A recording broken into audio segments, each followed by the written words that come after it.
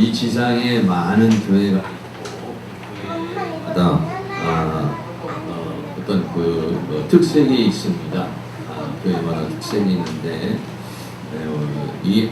오늘 성경 사도행전 13장에 나타난 이 교회 11장부터 이제 시작을 하고 있습니다만은 이 안디옥 교회는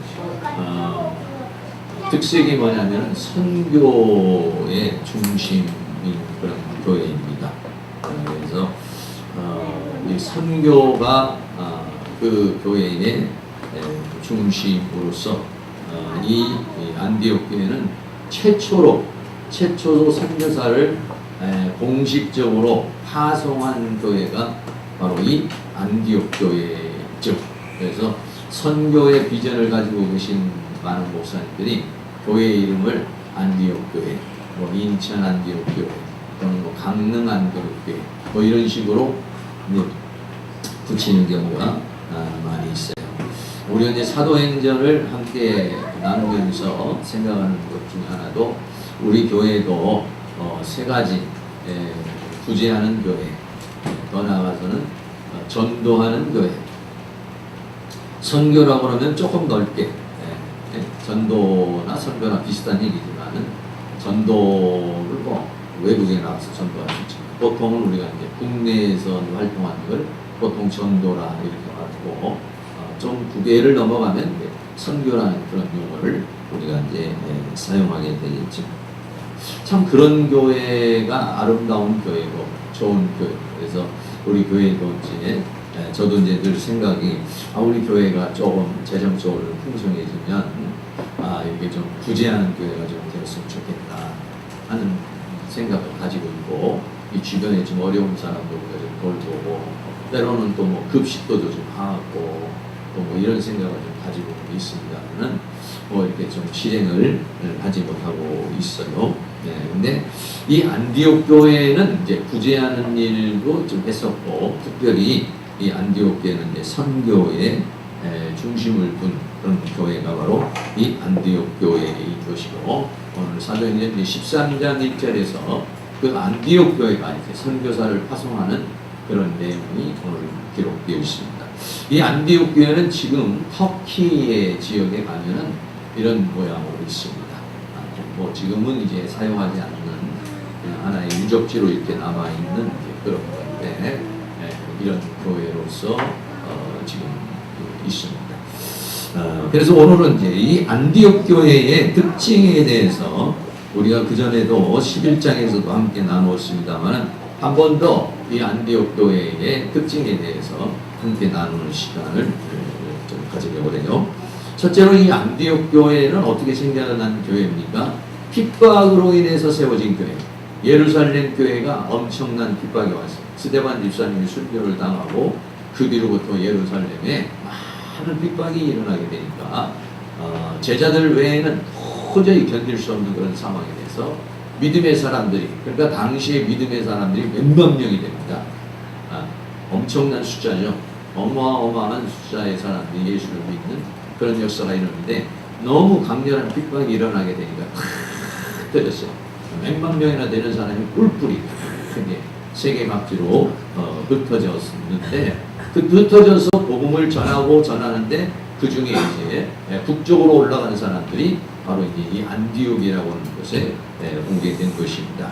사도행전 11장 19절 말씀에 때에 스데반 일로 일어난 환란을 인하여 흩어진 자들이 베니게와 구브로와 안디옥까지 이르러, 그래서 안디옥이라고 하는 곳에 이르러서 유대인에게 복음을 전했어요. 유대인에게 복음을 전했는데 조금 그 후로는 사도행전 11장 20절에 보면 그 중에 구브로와 구레네 사람이 몇 사람이 안디옥에 이르러서 복음을 전하는데, 유대인에게 뿐만 아니라 헬라인에게도, 다시 말하면 유대인이 아닌 이방 사람들에게도 예수님을 증거하게 됐습니다.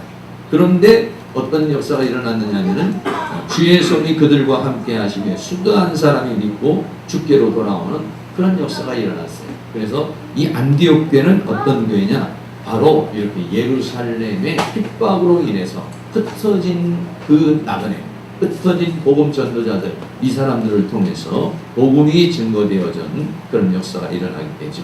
그래 항상 이렇게 하나님의 역사를 보면은 원수 마귀는 우리를 핍박하고 원수 마귀는 우리를 공격해서 우리가 고통을 당하는데 그러한 가운데서도 하나님은 그것을 잘 선용을 하시죠. 그래서 그 사람이 핍박을 통해서 도망을 가고 핍박을 통해서 피신을 했지만은 그 사람들을 하나님께서 사용하셨어요. 복음 전도자로 사용을 하셔서 안디옥이라고 하는 곳에 복음이 증거되고 거기에 있는 많은 사람들이 예수 그리스도를 믿는 그런 놀라운 은혜의 역사가 일어나게 됐습니다. 그래서 이 안디옥에 많은 사람이 믿음의 사람이 이제 생기게 됐는데 이것을 예루살렘 교회가 들었어요. 예루살렘 교회에 소문이 들어오기를 안디옥에도 예수 믿는 사람이 많이 생겼습니다. 그 중에서도 이방인들도 많은 사람들이 하나님 앞에 돌아오는 은혜의 역사가 있었습니다. 그러니까는 예루살렘 교회에서 그러면은 그 교회를 좀 잘 다스릴 수 있는 사람을 한 사람 보내야 되겠다. 그래서 사역자를 보냈는데 그 사람이 누구냐면 바나바라는 사람입니다. 사도행전 11장 20절에 예루살렘 교회가 이 사람들의 소문을 듣고 바나바를 안디옥까지 보내니 그랬어요.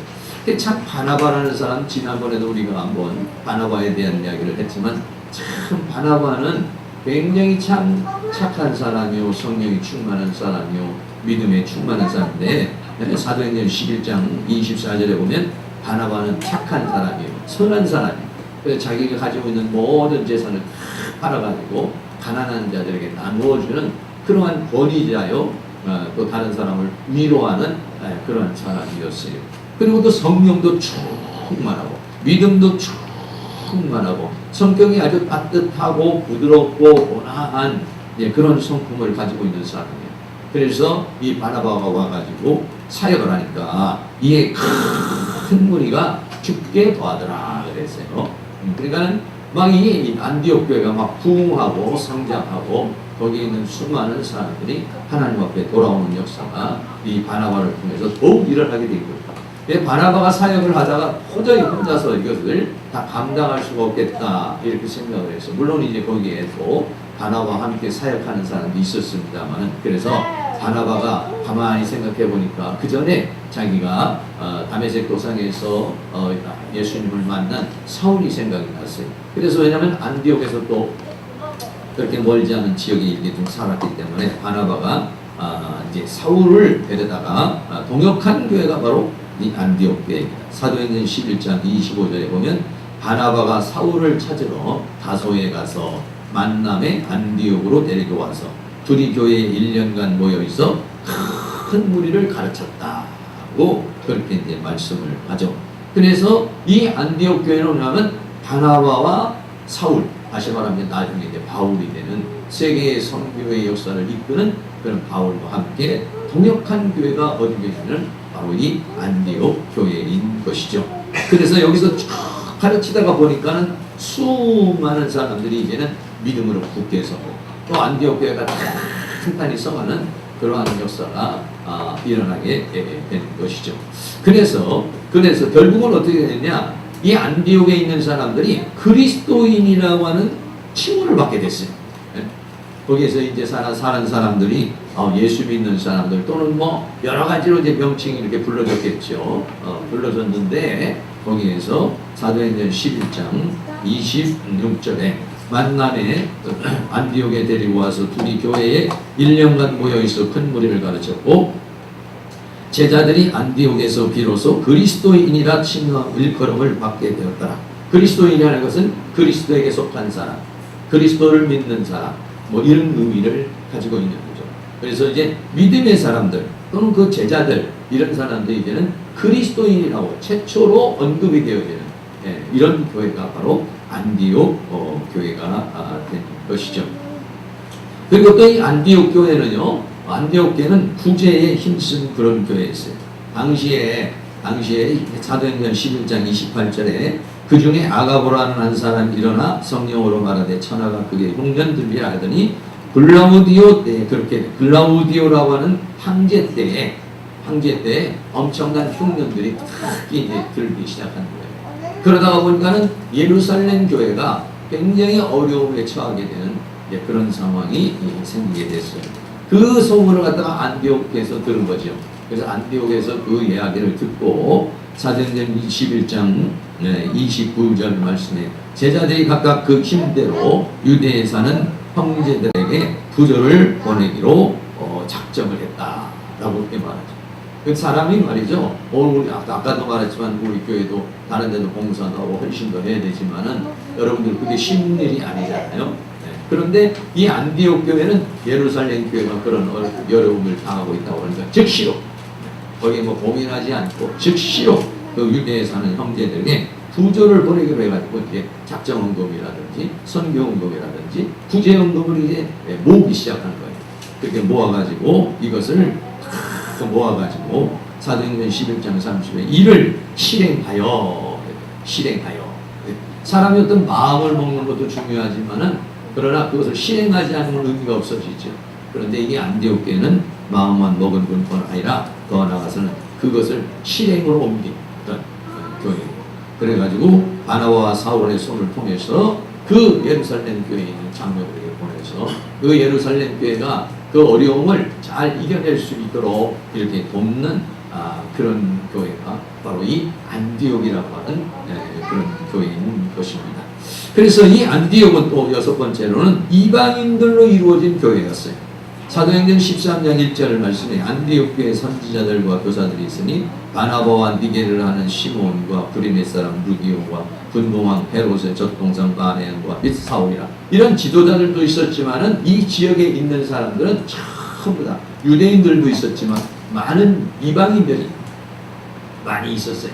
그러니까 지도자들도 이방인들이 있었고 왜냐하면 예루살렘 교회는 그렇지 않죠. 예루살렘 교회는 12사도를 중심으로 한 그런 교회죠. 그리고 대체적으로는 전부 다 유대인들이고 뭐 그렇지 않은 사람도 있지만은 거의가 다 유대인. 예루살렘 교회의 특징은 그것이죠. 근데 그 예루살렘 교회를 통해서 안디옥 교회가 만들어집니다. 안디옥 교회가 세워졌는데 그 안디옥 교회는 이방인들로 구성된 그런 교회가 된 것이죠. 그래서 이방인들이 복음을 받아들였는데 뜻하지 않게 이방인들이 어떤 마음을 가지냐. 우리만 이렇게 복음을 받아들여도 되겠네. 그래서 이 안디옥 교회는 우리도 나아가서 이제 세계 선교를 위해서 다른 이방인들에게도 복음을 전하자 해서 이방 선교의 중심이 된 교회가 바로 이 안디옥 교회인데 오늘 이제 본문에서 보면 사도행전 13장 3절에 이에 금식하고 기도하여 두 사람에게 안수하여 보내는 바나바와 바울이 선교사로 파송되어져요. 그렇게 해서 여기에서부터 바울이 1차 전도여행, 2차 전도여행, 3차 전도 여행까지 이 안디옥을 기점으로 삼아가지고 전도를 해서 아시아를 넘어서 유럽을 넘어서 전파하고 더 나아가서 나중에는 로마까지 이게 복음을 증거하는 선교의 전초기지가 된 곳이 바로 이 안디옥이라고 하는 그런 교회가 된 것이죠. 이 안디옥 교회를 보면서 저도 생각할 때 우리 교회도 참 이렇게 구제하고 선교하는 그런 교회가 됐으면 좋겠다 이런 생각을 가지고 있는데 우리도 열심히 기도하면 우리 교회도 이제 이 지역사회를 섬기는 구제하는 교회가 되고 더 나아가서 열심히 전도하는 교회가 되고 더 나아가서는 세계 만방의 복음을 증거하는 그런 선교하는 교회가 될 줄로 믿습니다. 그런 은혜의 역사가 우리 모든 사랑하는 성도들에게 함께 할 수 있기를 주의 이름으로 축복합니다. 그래서 이 안디옥에는요 조금 전에도 소개를 했습니다만 안디옥에 사역자들이 있었어요. 사역자들이 몇 명이 있었냐면 5명이 있었어요.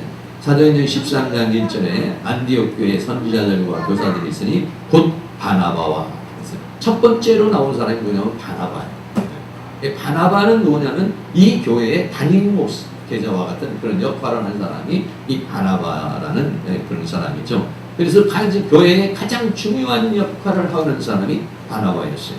그리고 또 니게르라는 시몬이라는 사람인데 이 니게르라는 말이 뭐냐면 흑인이라는 그런 말이에요. 그래서 니게르라는 말이 로마식 이름인데 검다라고 하는 그런 그런 의미를 가지고 있어 아프리카 태생이라는 것이죠. 어떻게 그 아프리카로 굉장히 먼 지역인데 그 아프리카 사람이 안디옥까지 와가지고 복음을 이제 접하게 됐겠죠. 근데 접했을 뿐만 아니라 이 사람이 뭐냐면 지도자로 있었다는 거예요. 안디옥 교회에 선지자와 교사들이 있었는데 선지자도 있었고 교사들. 선지자나 교사는 뭐하는? 선지자는 하나님의 말씀을 미리 받아가지고 전하는 자. 좀 예언적인 의미를 가지고 있는 그런 사람이 선지자. 교사는 뭐냐면 하나님의 말씀을 가르치는 자. 그러니까 이 사람들이 뭐냐면 교회의 지도자의 역할을 한 사람들. 안디옥 교회가 엄청나게 크게 이렇게 성장하게 되니까 그러니까 이제 그 사역을 하게 되는데 그 중에 이 흑인인 아프리카 지역에서 온 니게르라는 시몬이라는 사람이 사역을 하게 되는 그런 상황이 생깁니다. 또 구레네 사람 루기오. 이 루기오라는 말은 라틴어의 이름인데 라틴 쪽에서 온 또 루기오와 같은 사람이 또 여기에 와가지고 함께하면서 또 이제 그 사역자가 되는. 여러분 사역자가 된다는 것은 많은 과정을 좀 어느 정도 거쳤을 거 아니겠어요? 그래서 참 불타는 믿음을 가지고 열정적인 믿음을 가지고 있었기 때문에 사역을 하게 되는데 이미 그런 사람들이 이 안디옥에서 그렇게 이제 사역을 하고 있었어요. 더 나아가서는 분봉왕 헤롯의 젖동생 마나엔이 있었다 그랬어요. 이 분봉왕은 당시에 헤롯 왕을 가르쳐 말하죠. 당시에 헤롯 왕이 있었는데 이 헤롯 왕의 젖동생이라고 하는 것은 보통 의미에 아주 그 좀 이렇게 우리도 보면은 뭐 한 형제 한 10명 되고 뭐 이러면은 제일 맏형하고 제일 막내하고는 막 뭐 한 20살 차이도 나고 막 뭐 10년 차이도 나고 이러잖아요. 그런 의미에 같은 그래서 아주 이런 의미를 가진 사람이 젖동생이라는 그런 의미예요. 그러니까 같은 형제로 보는 것이죠. 그래서 마넨 그러니까 왕족이에요 이 사람. 헤롯 왕가는 여러분 우리가 알았지만 얼마나 지독합니다. 헤롯 1세, 2세, 3세가 전부 다 예수님을 핍박하고 세례 요한을 죽이고 또 그냥 그 모진 핍박을 다 하는 그런 역할을 한 사람이 헤롯 왕가예요. 그런데 그 중에서도 이 젖동생 마나엔 같은 사람이 예수를 믿는 큰 역사가 일어났어요. 가만히 이렇게 생각을 해보면은 야, 저런 사람이 예수를 믿을 수 있을까? 저런 사람이 사역자가 될 수 있을까? 우리가 이제 그렇게 생각을 하지만 하나님의 역사는요 신기한 역사예요. 전혀 우리가 볼 때는 그럴 수 없는 그럴 사람이 못 될 것이라고 이렇게 생각하는데도 불구하고 이 마난 같은 사람이 예수 믿고 또 아프리카에 있는 이런 시몬 같은 사람이 예수를 믿고 라틴 지역에 오는 루기와 같은 사람이 예수를 믿고 믿을 뿐만 아니라 더 나아가서는 사역자로서 이런 사명을 감당한다는 거 볼 때는 하나님의 역사라는 건 참 놀라운 그러한 성령의 역사가 일어난다는 것을 보게 되는 것이죠. 그래서 바로 이렇게 안디옥 교회는 이방인들이 함께 이방인들이 바나바와 바울과 더불어서 함께 이렇게 사역을 하는 그 교회가 바로 이 안디옥 교회라고 하는 것입니다. 세 번째입니다. 세 번째는 그래서 이제 바나바와 바울을 이제 하나님께서 이제 선교사로 세우라고 말씀하시죠. 사도행전 13장 2절 말씀에 주를 섬겨 금식할 때 여기서 주를 섬긴다는 것은 이제 여러 가지가 있겠지만 그 중에서 이제 하나님 앞에 어떤 예배를 드리고 아니면 어떤 뭐 기도회를 했을 수도 있겠고요. 왜 그러냐면은 이 안디옥 교회가 우리가 짐작하건대 세계 선교의 꿈을 가지고 있는 그런 교회예요. 하나님께서 그들에게 그런 비전을 주시기도 했지만은 안디옥 교회 자체가 여러 지역에서 온 사람들이 지도자도 됐고 또 믿는 사람이 됐어요. 그러다가 보니까 우리만 예수 믿어도 되겠느냐? 그 예수 믿지 않는 사람, 하나님을 모르는 사람들에게 복음을 전해야 되지 않겠느냐? 아마 그런 의미를 가지고 이 사람들이 금식했을 것이라고 우리는 그렇게 생각을 하죠. 금식을 하면서 기도했다는 거, 전도를 위해서 금식했다, 선교를 위해서 금식했다.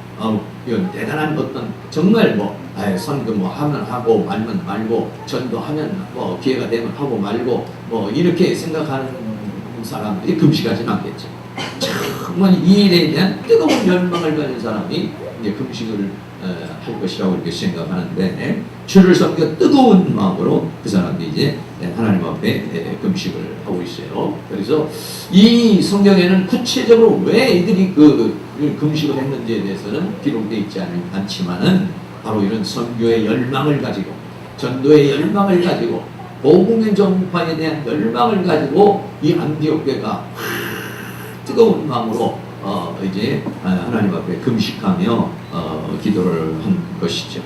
그래서 그때 그렇게 뜨거운 마음으로 기도할 때에 성령이 가라사대 하나님께서 응답을 주신 거예요. 뜨거운 마음으로 금식하며 기도를 하는데 성령님이 역사를 하시는 거예요. 성령님이 역사를 하시면서 내가 불러 시키는 일을 위하여 그랬어요. 그러니까 내가 불러 시키는 일, 이게 뭐냐면 선교의 일이에요. 지금. 그러니까 하나님께서는 안디옥 교회 성도들에게 선교의 비전의 꿈을 주시고 또 그거를 기도하게 하시고 또 하나님께서는 그것을 이루어 나가는 그런 모습을, 다시 말하면 선교의 주체가 누구냐면 하나님. 어떤 사람에게는 나가서 막 구제하고자 하는 마음을 주는 사람이 있고, 어떤 사람은 막 전도하고 싶은 열망을 가진 사람이 있고, 어떤 사람은 막 가르치는 열망을 가지고 있는 사람이 있고, 하나님께서 소원을 주시고 우리들 마음속에 그러한 열망을 주시고 그런 비전을 주시는 경우가 있고, 이 안디옥에는 하나님께서 선교의 열망을 주신 거예요. 그걸 놓고 금식하며 기도하게 하시고, 그러니까 하나님께서 성령의 역사를 통해서 응답을 주시고, 내가 불러 시키는 일을 위하여 바나바와 사울을 따로 세우라 하시니 라고. 그래서 뭐 간단하게 지금 바나바와 사울을 따로 세우라고 이렇게 말을 했지만은 무슨 얘기냐면은 지금 안디옥 교회가 막 성장을 하고, 그래서 예루살렘 교회에서 바나바를 보내가지고 교회를 안정시키고, 또 바나바가 또 사울을 데려다가 성도들을 가르치면서 교회가 이제 어느 정도 이렇게 세워져 가고 있는 이런 상황이에요. 그런데 하나님께서 말하는 그 교회의 중심 멤버로서 중심적인 사역을 하고 있는 바나바와 바울을 선교사로 보내라는 거예요. 아니 여러분, 이게 조금 굉장히 좀 황당할 수 있지 않겠어요? 열심히 지금 그 교회에서 지금 봉사하고 헌신하고 있는데 갑자기 선교사로 떠나라. 저도 뭐 이제 만약에 이렇게 저도 열심히 지금 기도해서 하나님 앞에 우리가 만약에 주여 전도하게 해주시고 선교사를 파송하게 해주세요. 우리가 만약에 뭐 작정 기도해서 일주일을 한다든지 아니면 3일을 한다든지 아니면 열흘을 한다든지 막 금식하는데, 딱 금식하는데 명령이 나오기를 저한테 길만조 목사는 선교사로 떠나라. 이렇게 말하면은 그거 쉽지 않겠죠. 이거 이거 목회를 또 이거 어떻게 하라고, 여기 지금 해놓은 일들은 다 어떻게 하라고 하나님께서 그런 명령을 주실까? 이렇게 좀 고민에 빠질 수 있어요. 그러니까는 사역자들도 고민에 빠지고 교회도 고민에 빠지게 생긴 거야, 이게 지금. 아니 이게 선교사를 보낸다고 어떤 성도 중에 보낸다든지 어떤 지도자 중에 이렇게 보내면 좋은데, 아니 지금 담임을 하고 있는 바나바를 선교사로 나가라는 거예요. 그러니까 굉장히 교회가 혼란하고 이걸 어떻게 해야 되나 하는 그런 마음을 갖게 된 모습을 보게 되는 것이죠. 하나님께서는요 하나님의 일을 해나가시는 데 있어서 하나님의 일을 해나가는 데 있어서는 참 중요하다고 생각하는 사람, 실력 있는 사람을 하나님이 사용을 하신다는 것을 우리에게 말해줘요. 하나님은요 우리가 그냥 쓰다가 남은 것, 옛날에는 보면은 뭐 학교 가면 학교도 떨어지고 대학도 떨어지고 수능도 못 보고, 그래 너는 이제 갈 데가 없으니까 신학교 나가라 해가지고 이렇게 이제 가게 되는 경우도 있는데, 그건 아니라 하나님 앞에 만약에 자녀 중에서 만약에 하나님 앞에 드린다고 그러면은 자녀 중에서 돈도 못 벌고 뭐 그냥 뭐 일도 못 하고 이런 사람을 신학교에 보내는 것이 아니라 자녀 중에서 가장 똑똑한 사람, 가장 유능한 사람. 왜? 하나님은요 그런 사람을 원해요. 이스라엘 백성들이 추수를 하고 하나님 앞에 추수감사로 드릴 때 하나님 뭐라고 하냐면 너희들 다 맞고 난 다음에 찌꺼기를 갖다가 하나님 앞에 제사로 드리라. 하나님 그렇게 말씀하시지 않으시고, 농사를 지어서 추수를 하면은 제일 먼저 가장 잘 익은 걸로 해서 한 곡식을 한 단을 만들어서 하나님 앞에 우선 드려. 할렐루야. 우리는요 하나님 앞에 드릴 때 최상의 것을 드리려고 해요. 우리가 교회에다가 무엇을 갖다 놓는다든지 교회에서 무엇인가를 하고 이렇게 할 때도 우리가 다 형편이 어렵고 좀 힘들기는 하지만, 그러나 하나님 앞에서는 최고의 것을, 최상의 것을 드리려고 하는 그런 마음, 하나님 앞에는 최상의 것을 드리려고 하는 마음을 가져요.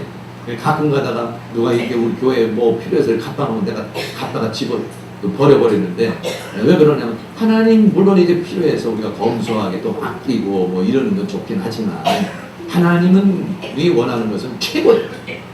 그 지금 이제 안디옥 교회에서 가장 중심적인 역할을 하고 있는 바울과 바나바를 하나님이 보내라는 거예요. 그럼 안디옥 교회는 어떻게 합니까? 안디옥 교회는 안디옥 교회대로 하나님이 알아서 하나님께서 교회를 운영하여 주실 줄로 믿습니다. 어떤 사람이 주체가 돼가지고 무엇을 하는 것 같지만 사실은 하나님이 하시는 거예요. 아우 저 사람 없으면 안 돼. 물론 영향이 있겠죠. 그러나 하나님은 다 예비하시는 줄로 믿습니다. 사람이 중심이 아니라는 얘기죠. 이게 지금. 선교의 주체가 하나님이시고 교회의 주체가 누구냐? 교회를 운영하시는 것이 사람이 하는 것 같지만 사실은 뭐냐면 하나님이 하신다는 거예요. 바울과 바나바가 없으면 안디옥교가 무너질 것 같지만 하나님은 거기에 대한 대비책을 가지고 계신다는 것이죠. 교회의 머리도 주인도 하나님이시오. 선교의 머리도 주체도 하나님이시오. 사람이 중심이 돼가지고는요 이 일을 할 수 없다라고 하는 것을 오늘 우리에게 말해주고 있어요. 여러분 생각해 보세요. 우리나라에 135년 전에 많은 선교사들이 왔어요. 그 선교사들이 왔을 때 국내에서 그냥 비리비리 할 일도 없는 사람, 국내에서는 별로 일거리도 안 되는 사람, 여러분 그런 사람이 우리나라에 선교사로 왔나요? 아니에요. 젊은 피가 끓는 대학생들, 젊은 피가 끓는 청년들, 아주 유능한 사람들, 뛰어난 사람들이 와가지고 대동강변에 한 줌의 흙으로 죽어나는 그런 순교에 피를 흘린 수많은 사람들이, 그런 사람들이 아무 쓸모없는 사람이 아니에요. 아주 유능한 사람들, 아주 대단한 사람들이, 그런 사람들이 와서 죽음을 당했어요. 그런 사람들이 왔으니까 우리나라에 와서 학교를 세우고, 그런 사람들이 왔으니까 우리나라에 와서 병원을 세우고, 그런 사람들이 왔으니까 우리나라 사람들 개농운동을 하고 근대화를 이루었지. 그 자기 나라에서도 아무것도 할 수 없는 사람이 왔다면 그 사람들이 와서 무슨 병원을 세우고 무슨 교회 학교를 세우고 무슨 교육을 하고 이렇게 했겠어요. 최고의 사람들이 왔어요. 최고의 사람. 사랑하는 모든 성도들, 하나님 앞에 드릴 때 여러분들이 하나님 앞에 가장 좋은 것으로 드릴 수 있는 그런 은혜가 있기를 주의 이름으로 축원합니다. 얼마 전에도 제가 소개를 했지만은 지구촌 교회에 진재영 목사님, 참 우리들에게 굉장히 신선한 충격을 주고 있는 목사님이에요. 이 목사님이, 이 진재영 목사님이 이분인데, 이분이 지구촌 교회에 지구촌 교회 2대 담임 목사로 시골을 했던 분이에요. 한 9년 동안 이게 사역을 했죠. 그럼 그 교회가 한 4, 5만 명 정도 나오는 수지 분당 이쪽에 엄청난 그런 교회. 굉장히 엘리트적인 교회가. 거기는요 아주 엘리트들이고 박사만 한 300명 이상이 나오는 교회가 그런 교회. 대단히 재정적으로 대단한 그런 교회. 근데 이분이 이제 담임을 했어요. 담임을 하다가 9년째 들어와가지고 하나님께서 뭐라고 그러냐면 케냐로 선교사로 떠나라고. 제가 볼 때 참 갈등을 많이 했을 것이라고 이렇게 생각해요. 케냐라고 하는 지역이 어떤 지역입니까? 제가 그래서 케냐를 저도 잘 모르는 지역인데 이 세계 지도예요. 세계 지도에 케냐가 뭐냐면 이 아프리카 쪽에 있습니다. 이 아프리카 쪽에 이 케냐라고 하는 빨간색인데 케냐라는 나라가 있어요. 아프리카 지역. 네. 거기 가면은 전부 다 아이들이나 사람들 모습이 이런 모습이에요. 정글 모습. 물론 이제 도시나 이런 데는 좀 낫지만 그렇지 않죠. 그런 좋은 환경 속에 최고의 박사관 300명 이상이 되는, 지금도 더 될 겁니다. 그런 교회에서 시무를 하고 또 아주 여러 가지 모든 여건과 그런 것들이 좋은 그런 곳에서 사역을 하던 사람인데 하루아침에 하나님께서 그렇게 말했을 때 얼마나 당황을 했겠어요. 그러나 뒤에 이분이 이제 가족들과 상의하고 기도하는 가운데 결정을 내고 교회에 사임을 제출하고 이제 아마 2018년도 9월 달이 됐습니다. 지금 이제 청빙 다른 목회자가 선정이 되고 케냐가 아마 떠나서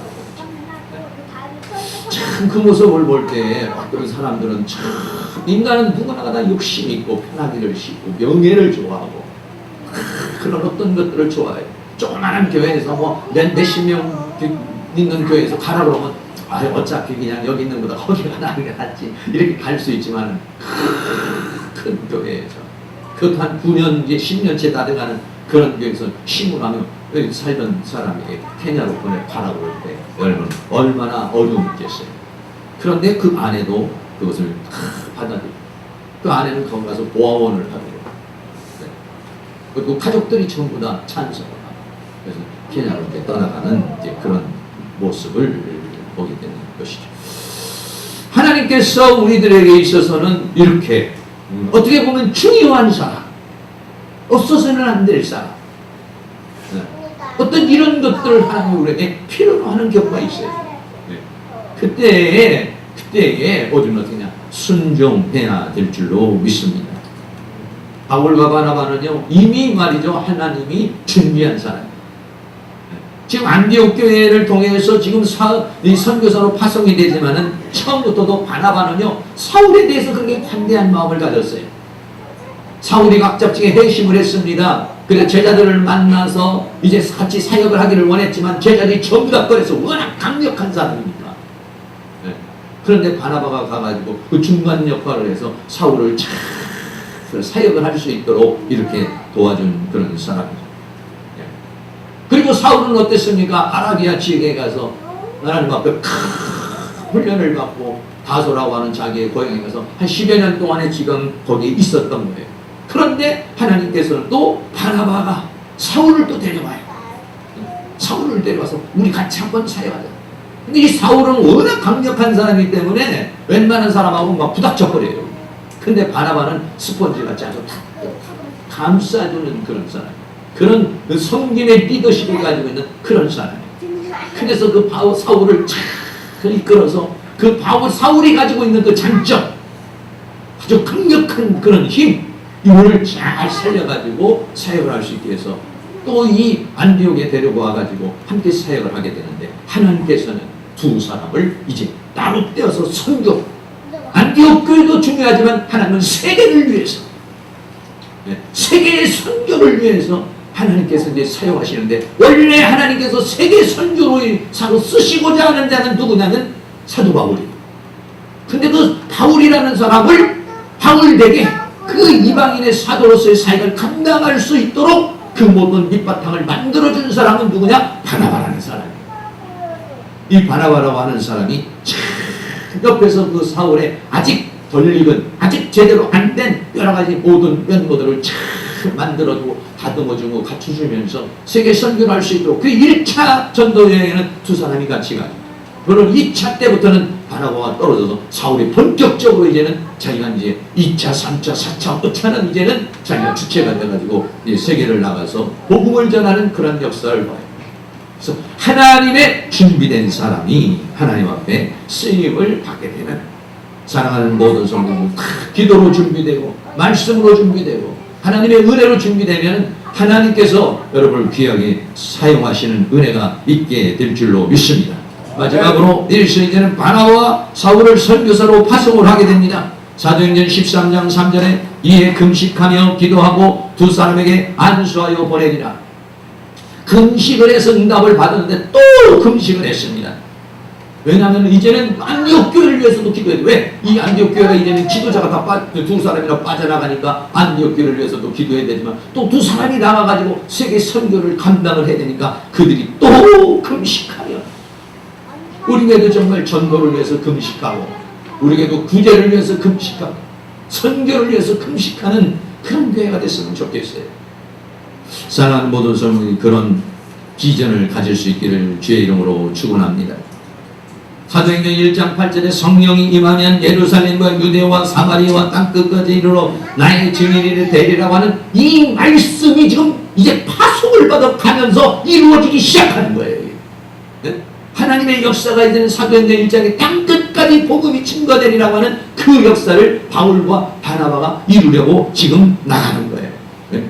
그리고 사도행전 9장에서 이 사울을 가리켜서 말했습니다. 내가 이방인의 복음을 전하는 사도로 삼았다, 그릇으로 삼았다고 했는데, 그것을 이루기 위한 하나님의 역사가 시작되어지는 그런 역사가 사도행전 13장 3절이에요. 이 사도행전 13장에 있는 말씀은 참 소중한 그런 말씀이 있는 것이죠.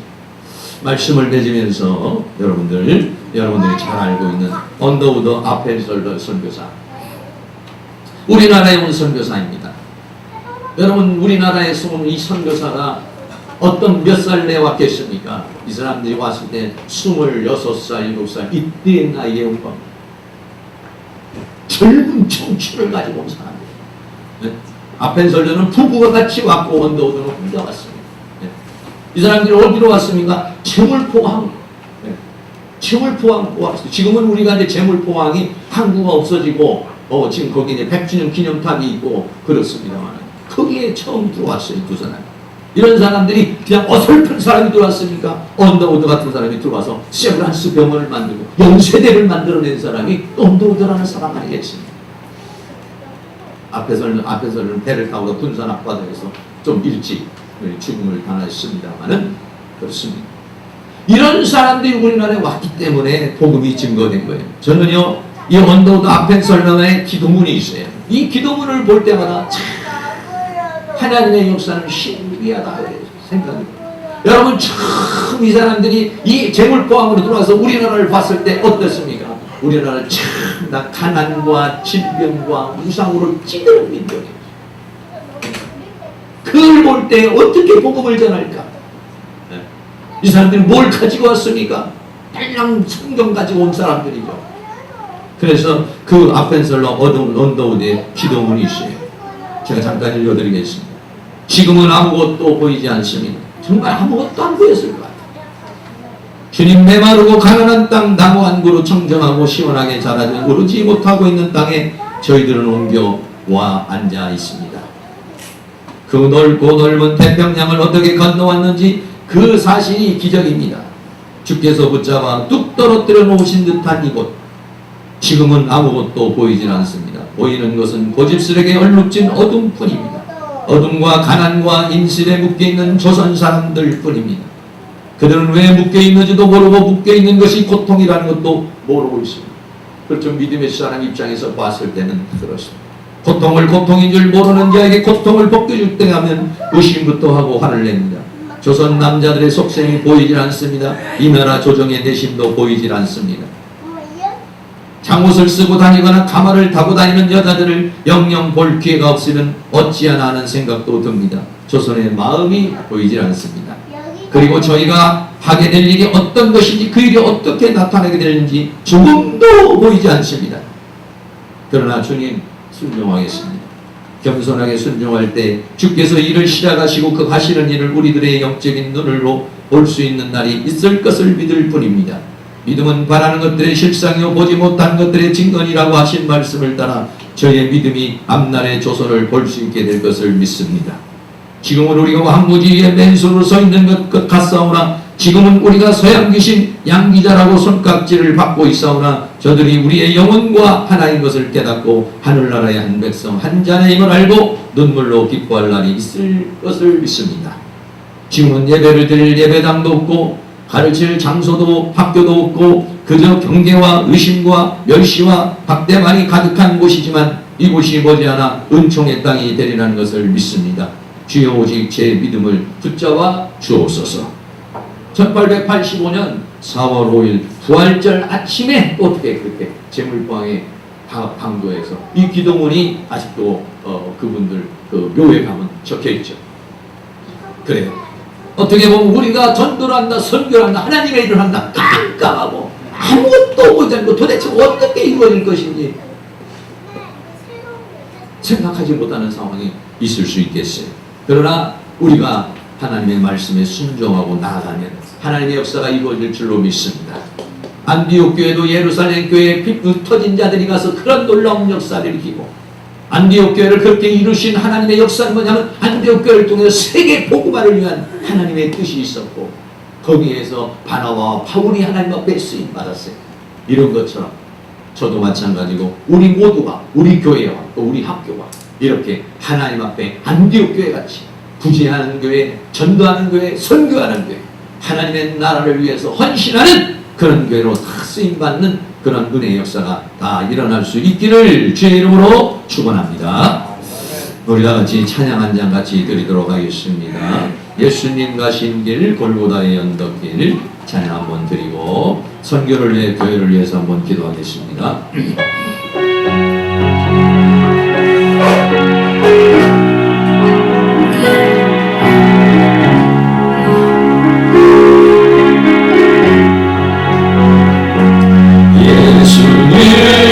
예수님 가신 길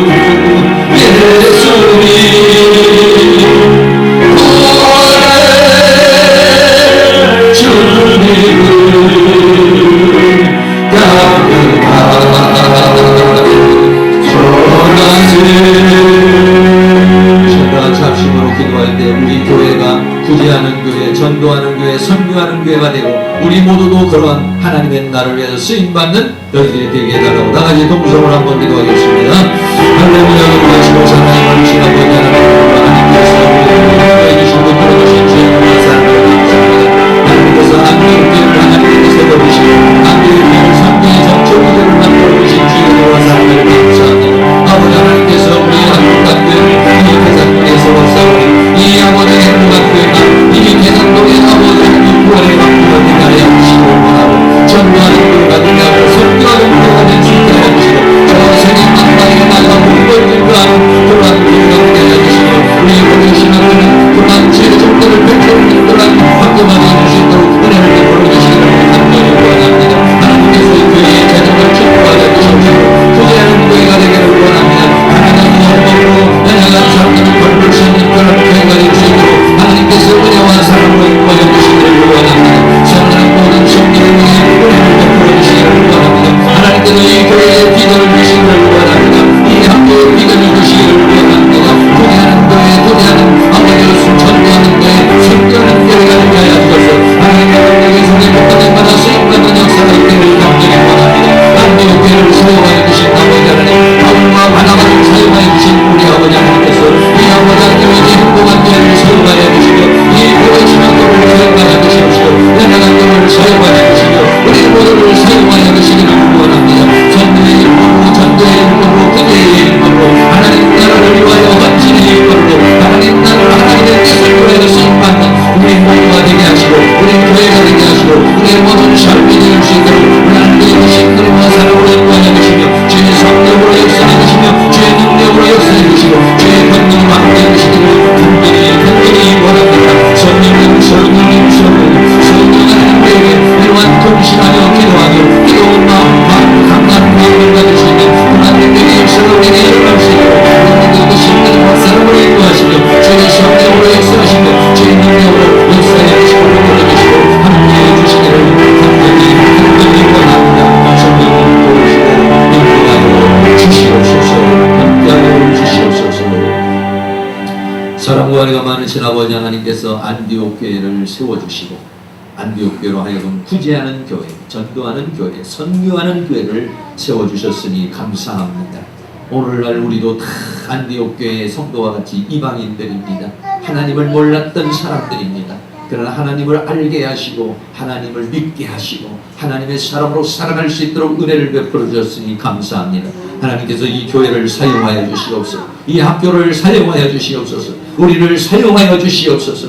구제하는 자로 사용하여 주시옵소서. 전도하는 교회로 사용하여 주시며 선교하는 교회로 사용하여 주셔서 하나님의 뜻을 이루는 은혜의 역사가 일어날 수 있도록 우리 하나님이 도우시고 함께하여 주시옵소서. 예수 그리스도의 이름으로 기도하옵나이다. 아멘. 우리 다같이 자리에 일어나셔서 찬송가 259장 힘있게 드립니다.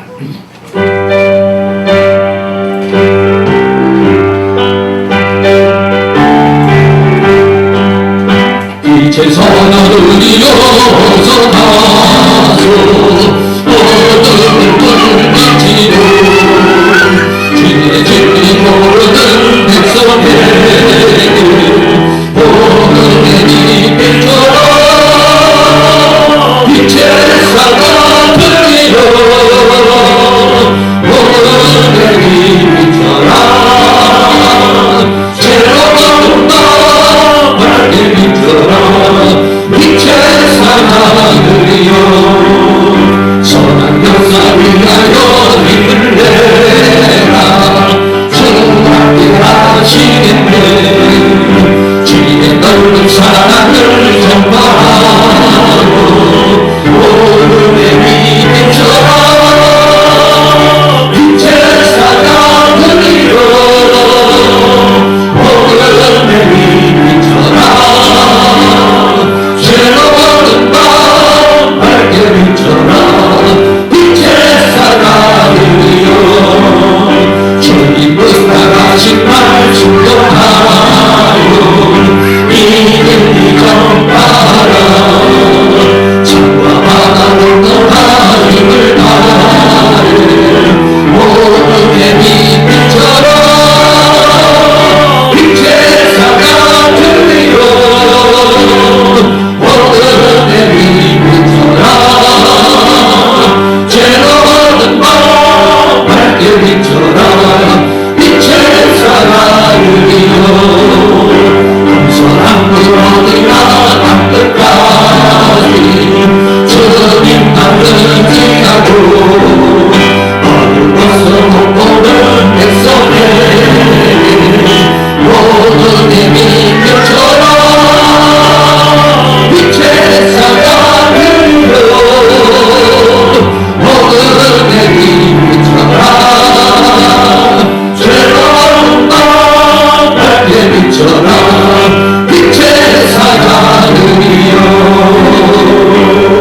아멘. 지금은 우리 주 예수 그리스도의 은혜와 하나님 아버지의 끝없는 사랑하심과 성령의 감화감동 교통 충만 인도하신 은혜의 역사가 빛의 사자가 되기를 선포하는 사랑하는 모든 성도들의 머리 위에 가정 위에 삶 위에 이 교회의 학교의 민족의 세계에 지금으로부터 영원토록 함께 있을지어다. 아멘.